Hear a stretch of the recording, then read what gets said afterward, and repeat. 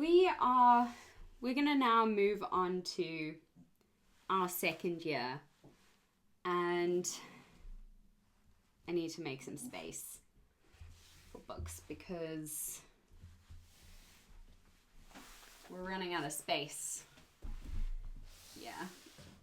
Now now that I've gone through the year one, I don't need to keep the piles so neat and tidy.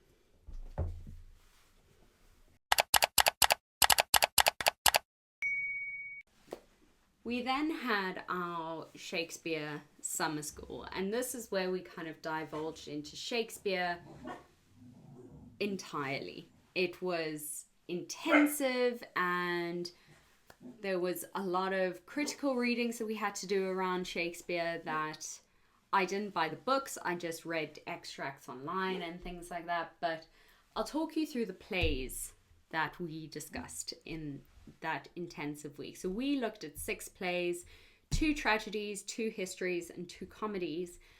And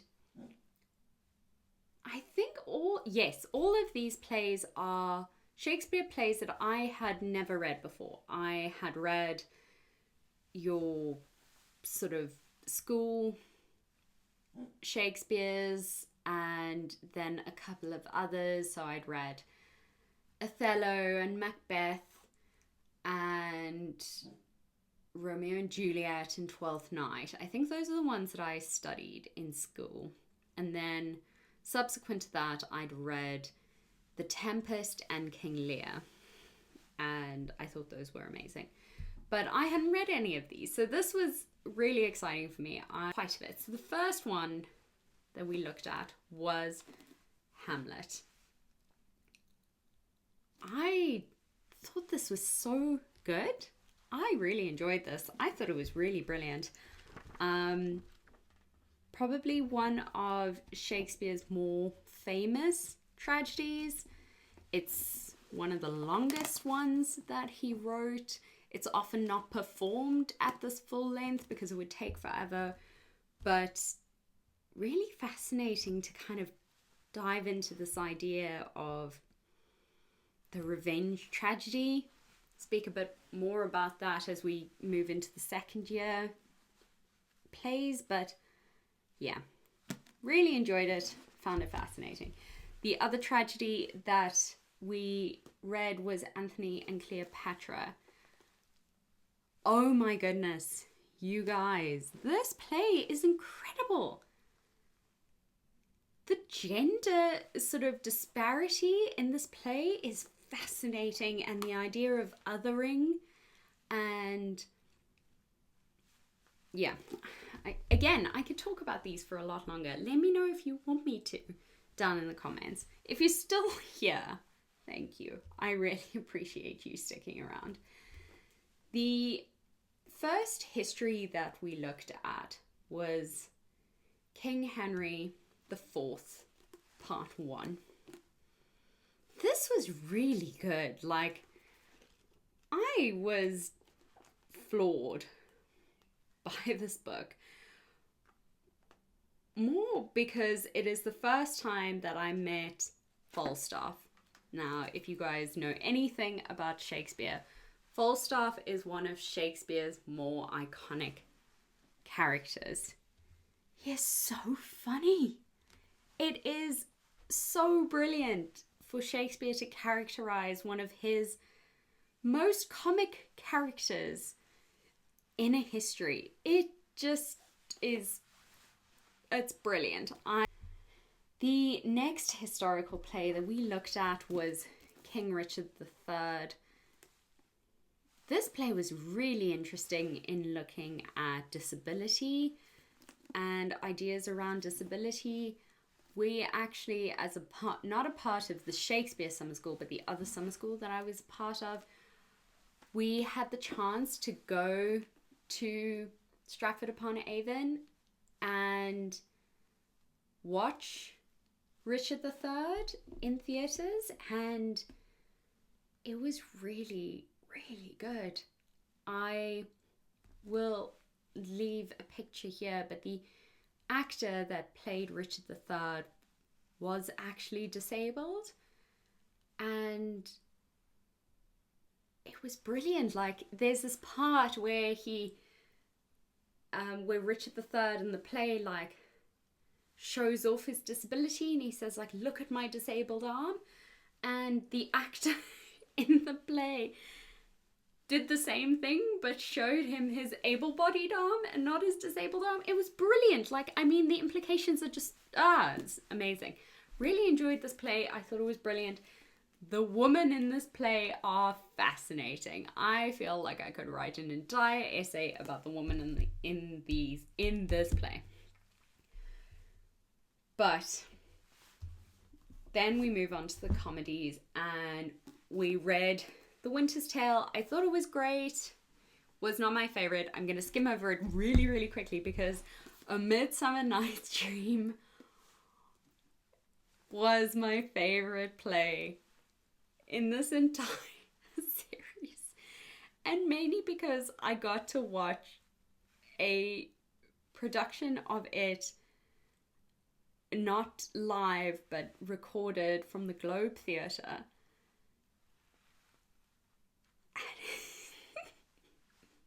I've never laughed this loud in my entire life. I swear, I just loved this play so much. It's so clever. The subtle comedy in here is just, it's brilliant. Chef's kiss. It is so wonderful. I love this play so, so much. I've subsequently reread it because, like, I don't think people realize how brilliant it is. I think people are like, oh yeah, it's really funny, it's a comic play, whatever. There is so much in here, you guys. It is just, it's incredible. The interaction with myth, the meta theatre, the play within a play within a play within a play. It's fascinating. It's absolutely fascinating. You have to read it. Have to read it. If you don't like it, I don't want to hear it because it's my favorite. My absolute favorite. Michaelmas term, first term, second year. As I mentioned before, we talk about literary theory and language approaches.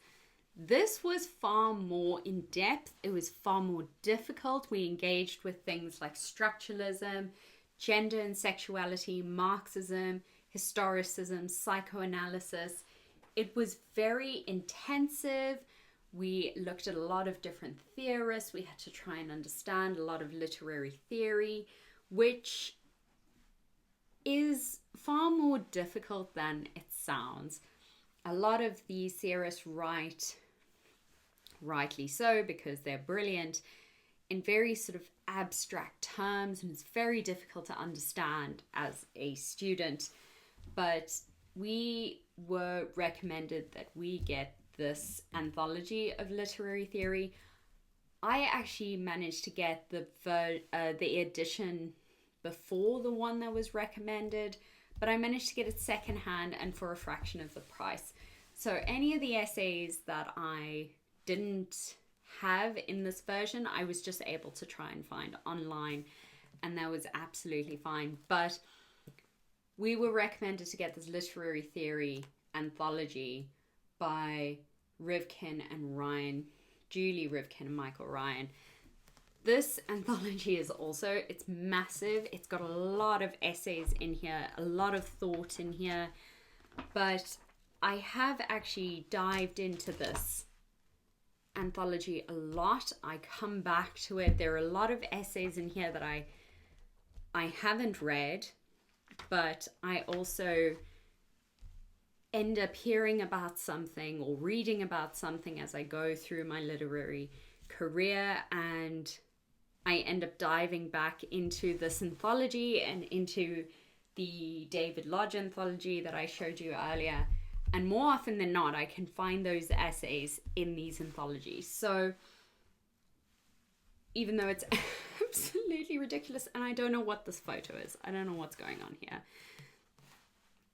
It's a bit weird. Kind of reminds me of Dracula. Anyway, it's really fascinating. I will keep this anthology. I'll keep all these books. I'll never get rid of them because they form a part of my literary history. I thought it was really, really fascinating. I was really, really interested in it. So that's that massive book. In the second half of Michaelmas term, we looked at the history of the English language, language change, language and class, language and gender. I don't have any books for this section. Most of the books that I looked at, or most of the texts that I look at, were extracts from bigger books that I was able to get online through the university, which was really, really helpful. So I don't have anything to show you here. So we will skim over it. I also didn't really enjoy this section of English language history, which is really unusual. You would think that I would love it, but I found it really difficult. So I didn't enjoy it as much. I would have loved to have spent more time on it, maybe to understand it a bit better. Maybe then I would have loved it more. I just didn't love it. So, yes, let's move on. Okay, so then we come to one of my favorite terms, which, okay, before we dive into this, I was convinced, absolutely convinced before going into Hilary term, that I hated modernism. Absolutely hated it. I had tried to read some Virginia Woolf when I was younger. I couldn't get on board with it. I know that's like literary hearsay to say that I couldn't get on board with Virginia Woolf. Everyone who studies literature loves Virginia Woolf.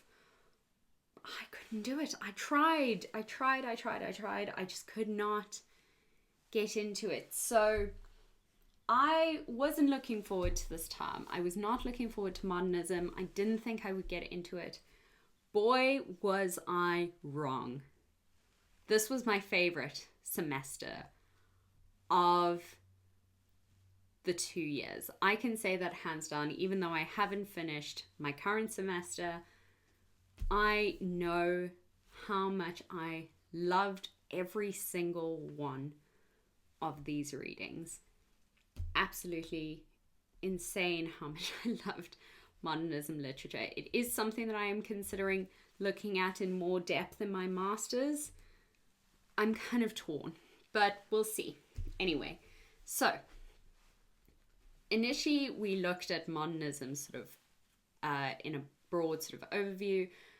For those of you that are unaware, the modernism period sort of started around the early 1900s and continued until, I mean, these timelines are a bit give and take, but possibly around the 1940s, maybe just a little bit beyond. This kind of blurring of lines between modernism and postmodernism, and whether they're one and the same, they're not. But anyway, there's a lot to there's no defined period like in the Victorian literature period, even though that kind of has some blurs as well. None of these literary periods are actually defined.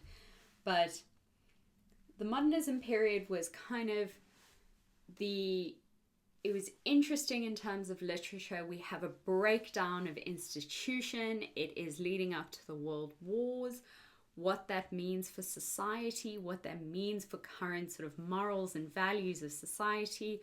What was held dear is now not, because chaos has consumed the world.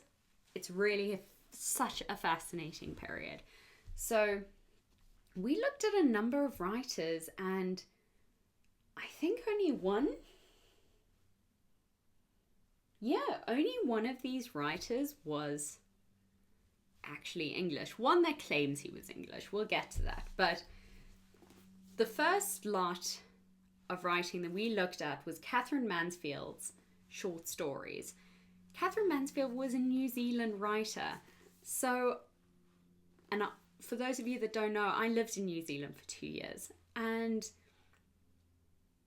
I was just blown away that she could encompass so much in such short space of time. Short story writing is so difficult. It is so tough to hook an audience in such a small space of time. And Catherine Mansfield was just exceptional in this. And the way that she was able to encompass this idea of modernism in her writing was really fantastic. There's not much that is known about Catherine Mansfield. I mean, she's starting to gain more sort of circulation in academic circles, especially in the last couple of years. But it was so fascinating to touch in on these short stories of hers. And yeah, I didn't read all of them. There's still some in here that I haven't read, but I really enjoyed them. And yeah, amazing.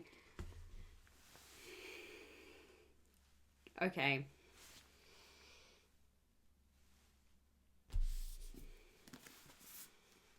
Ulysses. I've spoken about this book enough on my channel. I've spoken about it in my top books. I've spoken about it in some of my short form videos. I've spoken about this book so much and how much I love this book so much. And I even have my beautiful sort of replication of the first edition that was published. James Joyce is just so incredible. Yeah, it was amazing. I loved it. It was brilliant. I will leave links up top for my top books video where I talk about this a lot more, and my short form video where I talk about this in depth. So in addition, as I said previously, we are encouraged to write. We're encouraged to read broader than just the set works. So I think I mentioned this. I also read parts of Homer's The Odyssey, which is what this is supposedly, well, it is. It's what this is kind of mirrored on. So that was really fascinating. And this version, translated by Emily Wilson, is the best version of Homer's The Odyssey. I will fight anyone that says otherwise. I also read some of James Joyce's short stories in The Dubliners, which is really interesting. I quite enjoyed those. I also realized I didn't bring out my companion guide because my bookshelves might collapse. Let's just try this. It's like a game of Tetris in these bookshelves at the moment. Ulysses Unbound by Terence Killian. Absolutely fascinating. Really good if you want to read Ulysses. You will need a companion guide. Just saying. Okay. Moving on from James Joyce, even though it breaks my heart because I could talk about it all the time. We then dived into poetry. And modernism poetry is possibly some of the most elite poetry I have ever read. It is truly fascinating to engage with and to look at. And I don't know, I feel like the Irish just really flourished in the modernism era because we have Joyce, and then we've got W.B. Yeats, who was an Irish poet and a literary icon like Joyce.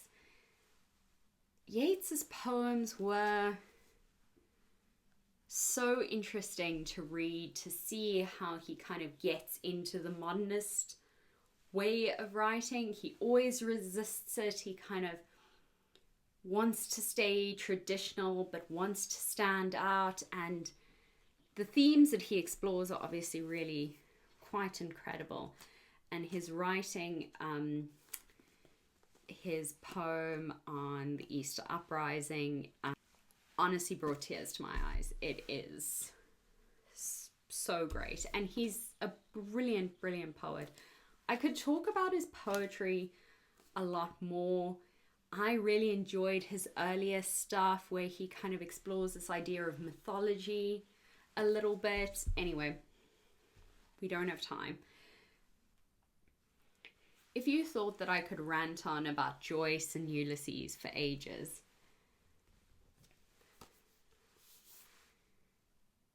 T.S. Eliot's poems in Modernism are the Joyce equivalent. Joyce's prose, Eliot's poetry. I cannot describe the effect that these poems had on me. We kind of jumped into Eliot from doing Yeats, and that was quite a jump. They're very different poets, but Eliot's writing is so beautifully crafted.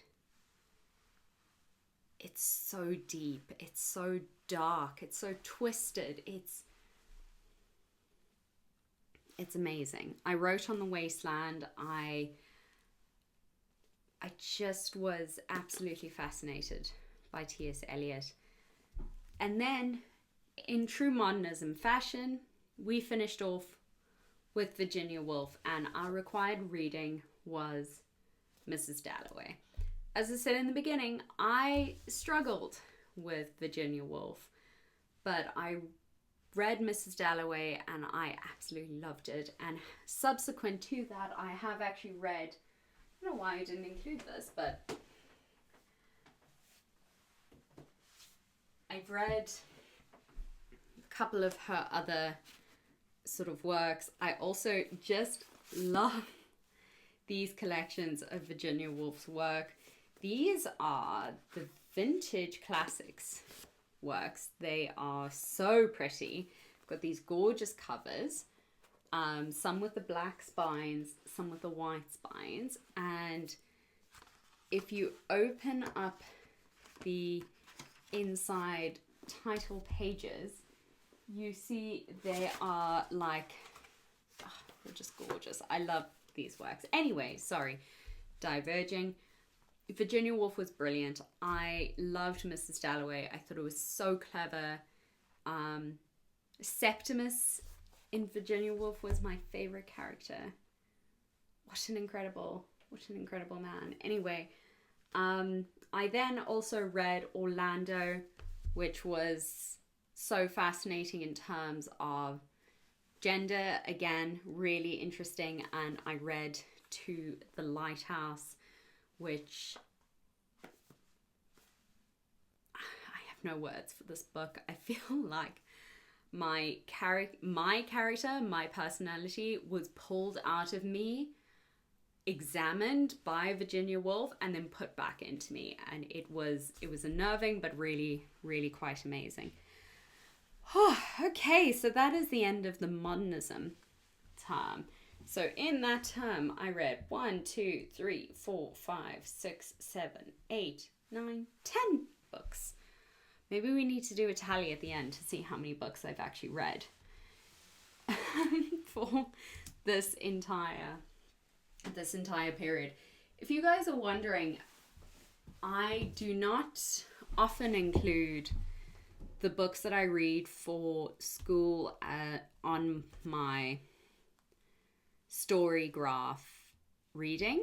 I kind of just keep that for my personal books that I've read, but maybe I need to create a secondary account. I don't know. Anyway, we can talk about that at some point. So we're in the final term of second year. We are we've done Hilary term, we are into Trinity term, and we are looking at early modern drama. I will preface this to say that we are in the middle of this term now, so I have not read all of the books. And actually, furthermore, I have not actually received all of the books that I am going to read. I think I'm still waiting for 2 to come in the mail. I ordered I think the last 2 comedies fairly recently, but I have all of the tragedies, and I haven't read one tragedy yet, so I can't comment on that. But the first tragedy that we looked at was the Spanish tragedy. And FYI, you may see this as a theme, but we are highly recommended the Arden editions for these poems. Where I can get them, I try and get them, because I have found that the introductory notes for the Ardens are really comprehensive and really amazing. Moreover, their sort of additions that they put in, like source text and stuff like that, are really helpful in analyzing the plays and getting that sort of necessary context. So even though they are slightly more difficult to get hold of, yes, I do think the Ardens are worth it. Having said that, however, there are a couple of the Ardens that I was not able to get, and so I got secondhand books. I should have actually also mentioned this a couple of times. A lot of the books that I get for university, I try and get secondhand first before I go out and buy new books. I like to support my local secondhand bookstore. I like to look at libraries, to see what I can find. But sometimes I do just need to buy the books. I don't do it often, but I have done it a lot with the dramas, with the Shakespeare plays, and then with these drama plays. But for example, in the Modernism section, I think I bought the Mansfield, because I couldn't find that, and the Eliot, the collected poems. So I only bought 2 books for the Modernism. The other ones I either had already, which was great, like the Wolves I already had, or I was able to find secondhand copies, like the collection of poems of W.B. Yeats I had. So we started off with the Spanish tragedy. I don't know. Oh, I was talking about the Arden editions. I thought they were really fascinating. But anyway, the Spanish tragedy was kind of the foundation for the revenge tragedy. Thomas Kyd is sort of rumored to have helped Shakespeare with Hamlet, and there are a lot of similarities in the themes across Hamlet and the Spanish tragedy. It's really interesting to read these kind of early modern dramas that you wouldn't necessarily engage with otherwise. You know, we mainly focus on Shakespeare, and Shakespeare was incredible, such an amazing writer, but there are all these other ones that happened and that were present, and we just don't talk about them. I kind of spoke a little bit about this when I was talking about Aphra Behn as a female playwright in this period in my last video, books that got me to study English literature. I will put a link up here. But anyway, we can move on. The Spanish tragedy has been a really interesting book to study, or an interesting drama to study. Jumping on the second-hand bandwagon, I found this complete play collection of Christopher Marlowe in my second-hand bookstore.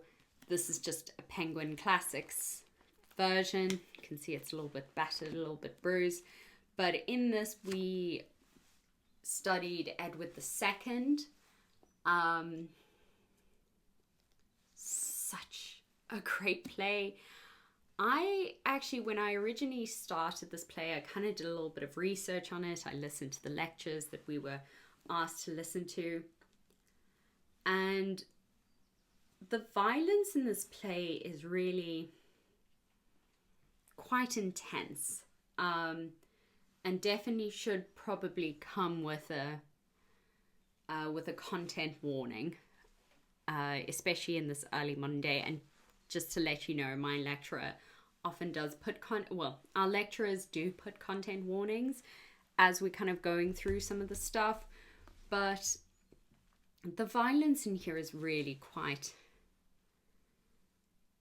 off-putting. And as you're kind of talking about it or you're studying it, I was terrified to kind of end this play because the really intense violence comes right at the end, and I felt so uncomfortable reading this play. But having read it, and let me just say that during this time, it wasn't seen as good writing to have extreme violence present on stage. Yes, there were murders and there were suicides and all that kind of stuff, but any kind of really extreme violence was kept off stage, essentially. So it's not graphic, is what I'm trying to say, but the violence that's implicit in what happens is really, really quite intense. But Marlowe is a brilliant playwright. He's very clever in creating this sort of immersive experience as you're reading his plays. So I really enjoyed Edward II. I am interested in reading Dr. Faustus, and yeah, he died too soon, Christopher Marlowe, but I've lost my train of thought. Oh, moving on. Okay, so those are the two tragedies that I have completed reading. I am currently reading, I have not yet finished, The Tragedy of Miriam by Elizabeth Cary. This is the first, or the first known play written by a woman, Elizabeth Cary.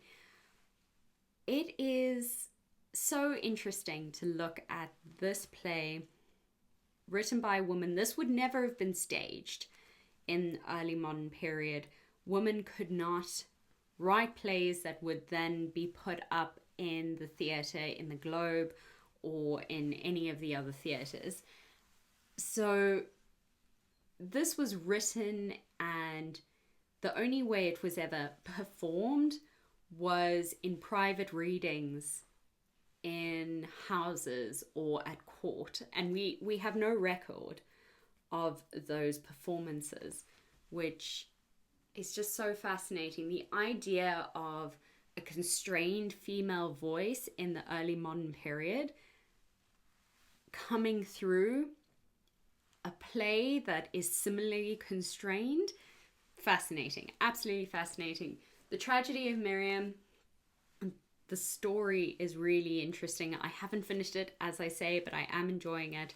It's probably the smallest or the shortest play that we are reading. So, yeah, but it is a tragedy, hence the title. So, yes, the last tragedy that we have is The Duchess of Malfi by John Webster. Again, haven't read it yet, going to read it, but it is the last tragedy that we will be looking at in early modern drama. And then we've got 3 comedies. Yes, we've got 3 comedies. As I said, I'm still waiting for 2. So all I have at the moment is Ben Jonson's Volpin. I think that's how you say it. And I managed to get this little Drama Classics edition from my secondhand bookstore. Doesn't look like it has too much information in it. A very short introduction, so I might have to supplement my reading to this edition. But we are also looking at Johnson's The Alchemist. and Thomas Middleton's A Chaste Maid in Cheapside. So I'm still waiting for those. I've also ordered them in these little drama classics editions. They were the only ones I could find. So that is that. I haven't read them. As I say, I'm still working my way through my early modern drama. And that's it. Those are all the books. Should we do a count? I mean, this count's not going to be 100% accurate because some of, like, the anthologies, for instance, I haven't read fully. But let's just see. 50 books on the dot. The books that I have read, am reading as a part of my English literature course at the University of Oxford. Wow, okay, this is going to be a really long video, but I hope you have enjoyed it. Thank you for sticking around, for listening to me rant on about books yet again. And yeah, thank you so much. I hope this was interesting. Please let me know if you would like me to dive into each of these books in more detail, especially coming up to exams. I could really use the help. So yeah, let me know. Thank you, everyone. See you soon. Bye.